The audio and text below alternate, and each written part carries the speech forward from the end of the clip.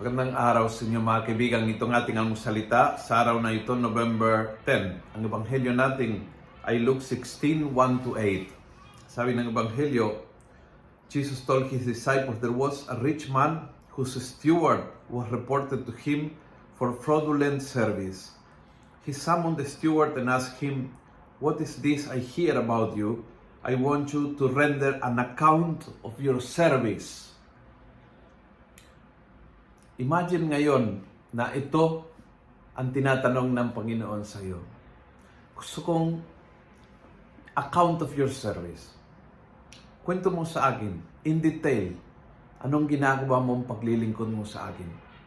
Kwento mo sa akin, in detail, saan mo ginamit yung mga biyaya na binigay ko sa iyo. Mga talino, mga kakayahan.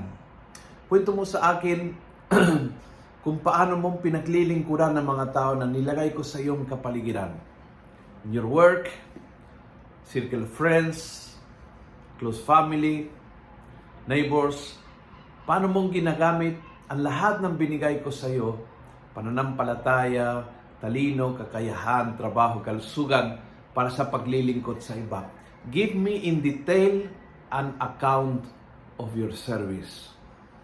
Wow! Naisip namin na malalim yung bagay na yan. Tayo mga tinawag ng Diyos, ikaw ay kasama. Tayong lahat. Pag naisip nating ito, minsan nagre-realize, dami pala akong pagkukulang sa aking paglilingkod sa Diyos. Maraming bagay na dapat kong gawin para sa Panginoon na hindi ko ginagawa.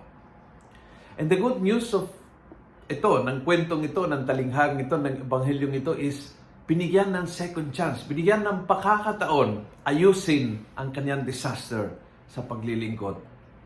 Kaya ang lalaking ito ay gumawa ng paraan para ayusin ang kanyang paglilingkod sa Diyos.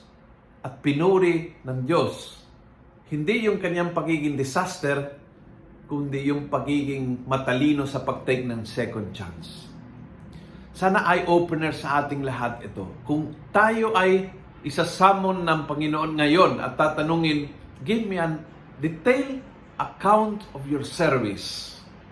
Kamusta naman ang report na ito?